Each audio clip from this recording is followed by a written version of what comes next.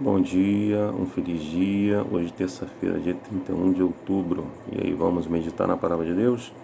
Hoje o tio da lição vem falando nossas desculpas, inconveniência. Bom, nós lemos ontem o capítulo 1 de Jonas. Vimos que Deus havia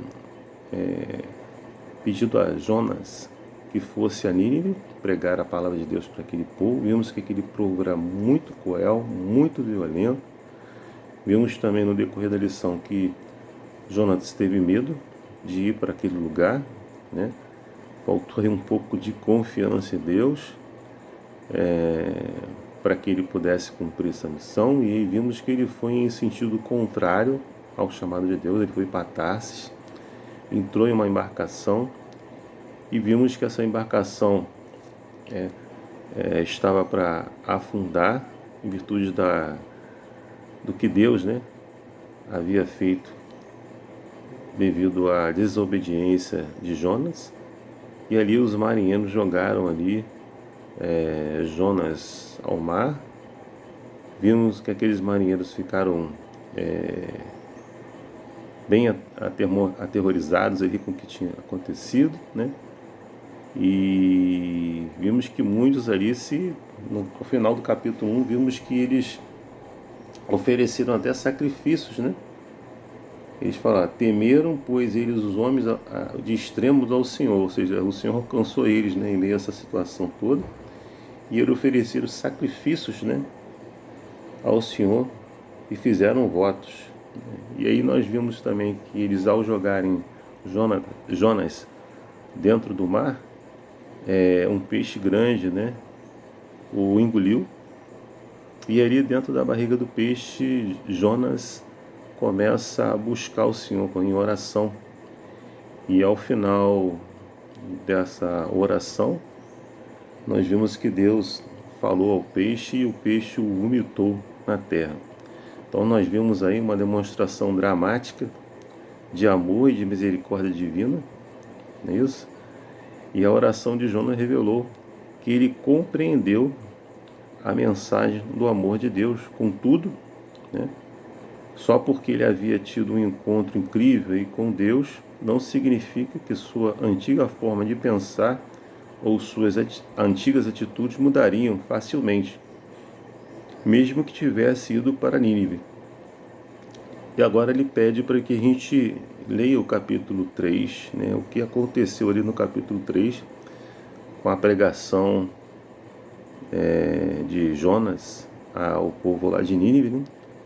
Deus novamente, quando ele é vomitado, né, do peixe, Deus fala novamente com ele para que ele pudesse ir para Nínive e fazer aquilo que Deus havia falado com ele, que era pregar para aquele povo. Então ele dessa vez vai para a cidade de Nínive e ele começa ali a percorrer aquelas ruas e a pregar a palavra de Deus assim como Deus havia falado. E o que aconteceu depois que ele começou a pregar a palavra de Deus? Nós vimos aqui que os ninivitas creram em Deus, né? Proclamaram aí um jejum e se vestiram aí de pano de saco, desde o maior até o menor. Isso está relatado no capítulo 3. Vimos que o rei também fez uma proclamação, um mandato, né? Esse mandato, ele fazia com que os seus, nem, ele fala aqui, por mandato do rei e seus grandes, ele fala, nem homem, nem animais, nem bois, nem ovelhas provém coisa alguma, nem os levem ao pasto, nem bebam água, mas sejam cobertos de pano de saco, tanto os homens como os animais. E clamaram fortemente a Deus, e se converteram cada um do seu mau caminho e da violência que há de suas mãos. Então nós vimos aí que os ninivitas creram no Senhor Deus, né? Se arrependeram, né? Então nós entendemos aqui, e ao final desse capítulo 3, Deus viu, né? Viu Deus que o fizeram, como se converteram do seu mau caminho, e Deus se arrependeu do mal que tinha dito, que tinha dito-lhes que faria e não fez. Então Deus recuou porque ele viu o arrependimento e a conversão deste povo. Ao final do capítulo 3 vem dizendo isso. Então nós vemos aí que o povo realmente lá em Nínive, né, ele creu e se arrependeu do Senhor, né, se arrependeu dos atos, né, que eles haviam cometido. Então nós vemos aí que nós, assim como Jonas, é um instrumento na mão de Deus, usado por Deus, mas a obra é de Deus. Não devemos aí criar preconceitos achando que aquela pessoa, ou aquele povo, ou aquele grupo, né, não tem mais jeito. Só a destruição cabe aquilo ali, né?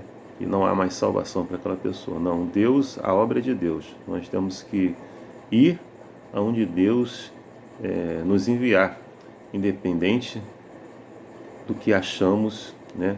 Ou de algum preconceito que tivermos, né? Porque a obra é de Deus. Se Deus pediu para que a gente ir, e mesmo que ele fosse, né? E que aquele povo não se arrependesse, mas Deus está dando uma oportunidade para que aquele povo pudesse se arrepender dos seus maus caminhos, da sua crueldade, da sua maldade, da sua violência. É isso? E nós temos, assim como Jonatas foi comissionado para ir lá, assim como você é comissionado para ir a um lugar, você tem que ir, independente do que acontecer, se o povo vai se arrepender ou não. Mas temos que seguir, né, a vontade de Deus, né, e pregar o Evangelho. Então aqui, independente dos sentimentos de Jonas sobre os ninivitas, como nós falamos, ele foi lá e pregou o que Deus ordenou, e os resultados foram surpreendentes, como nós acabamos de falar. Os ninivitas foram levados ao arrependimento, sim. Jonas teve que passar por provas e fazer o que não queria, mas quando cumpriu o dever de Deus, foi glorificado. A missão é levada adiante nos ombros dos que se sacrificam, mesmo que com relutância, como vimos o caso aí de Jonas. Devemos dar lugar à prioridade de Deus para com os perdidos. Como Jonas, às vezes temos preconceitos que nos impedem de alcançar pessoas e grupos, como nós acabamos de falar. Enfrentar nossos preconceitos requer humildade, temos que ser humildes. A missão também requer tempo e energia emocional. Investir na vida de outros é realmente cuidar deles. Pode ser desgastante. Em um tempo em que nos estressamos cuidando da nossa própria vida e dos nossos problemas, dar apoio emocional pode parecer exaustivo, né? Às outras pessoas pode ser exaustivo demais. E, finalmente, o envolvimento na missão requer que mudemos a forma de usar o dinheiro e como nos sentimos em relação a ele. Seja para auxiliar pessoas, comprar literaturas e materiais de divulgação ou pagar por serviço ou comunidades para ganhar mais tempo para o trabalho missionário. Existem gastos relacionados à missão. De um jeito ou de outro, o trabalho missionário requer sacrifício.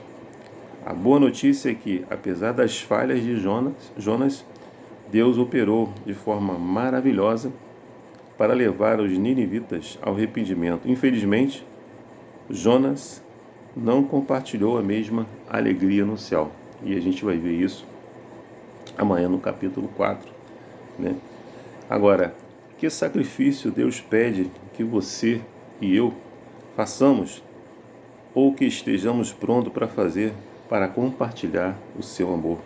Você crê que Ele irá aperfeiçoá-lo por meio do sacrifício? Então, nós vimos aqui que Deus pede que a gente vá aonde Ele pede para a gente ir, né? E muitas vezes temos que ir, independente dos preconceitos, como nós vimos aqui na história de Jonas. Temos que ir. Mas aquela pessoa ali não tem mais salvação, aquele grupo não tem mais salvação. Se Deus está pedindo para você ir, vá, faça o que Ele pediu, né? Porque a obra é de Deus, A transformação é do Espírito Santo, nós somos instrumentos na mão dele. E Deus vai estar ali contigo sim, vai te aperfeiçoar naquilo que precisa ser aperfeiçoado pelo sacrifício que você está fazendo. Que Deus te abençoe, te dê aí uma terça-feira abençoada para você e para sua família. Que meu Deus de uma oração. Amém.